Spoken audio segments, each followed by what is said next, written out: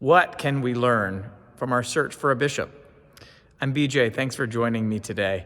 This is my second video where I'm talking about our search for a bishop coadjutor here in the Diocese of Ohio, who will then become our bishop diocesan. For those who are not Episcopalians, that means bishop who will be alongside our current bishop, and then sometime down the road will then become our bishop. So we are in the process of, meaning after many months of thinking, praying, discerning, asking questions, giving feedback, listening, we are going to meet in this coming week in person our three candidates for bishop, Diana, Elaine, and Anne. Now, I'm standing here with our cathedra. This is a cathedral, which means, of course, we try to have a nice, good, ornate cathedra, symbol of the bishop, who is, of course, a focus of unity here in our church and in our diocese. But simply put, that's the place where the bishop will sit. And every church has one, but the cathedral has, that's why we're called a cathedral. But our process is not just to elect the person who is going to sit in that seat. The process itself has a whole lot to teach us. And if you've been paying attention all these months, it's had that, and there's been a chance to listen to how is God, how is the Holy Spirit moving in our diocese in this moment of change. And in fact, that's the great gift of any change. Sometimes we're afraid of change, and yet that's often when we grow the most.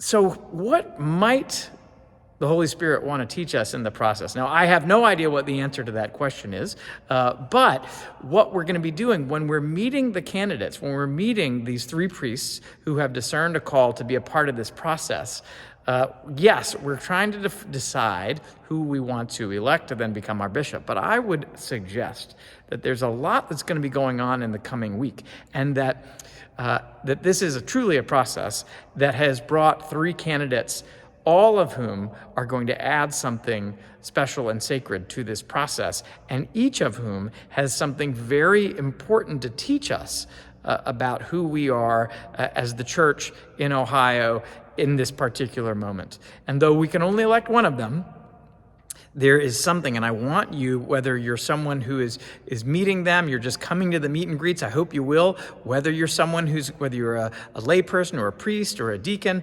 whether you are going to be able to vote in the election, or whether you're in a church with someone and letting people know your thoughts, all of which is important. Don't just be thinking about who am I going to vote for, who do I want to become the bishop, but rather, what does each woman have to teach us about the life of faith, about where God might be calling us in the diocese? And perhaps, even though we will learn things, not only from the priest who we then elect as our bishop, but that we'll learn some important things from one of those other two priests. See, that's the beauty of this process. That's why, yes, it's so hard to be in a place that's a little bit disruptive. We're a little unsettled. Everything is changing because change is hard. We all know that.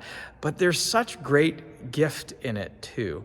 And so here's my suggestion to you. First of all, go to a meet and greet. Go to one. There's going to be one near you in this coming week. Be there. Be a part of it. Meet the bishop candidates. Meet the people who are going to be voting.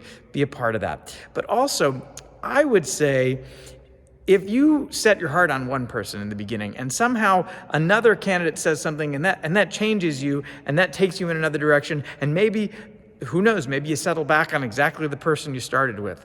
But that movement, there's something holy in it. There's something that's helping you to grow, so that when our new bishop is elected and consecrated and sitting in that seat, right, sitting right there, that we will all have benefited from the gifts of something that all of the candidates, that all the members of the search committee, that all the lay people and clergy of the diocese who have been involved in this process have been bringing these gifts of insight and knowledge and discernment to create something that is a little richer, a little deeper than we expected it to be. And that's how we create the space for our new bishop to really be there and be ready.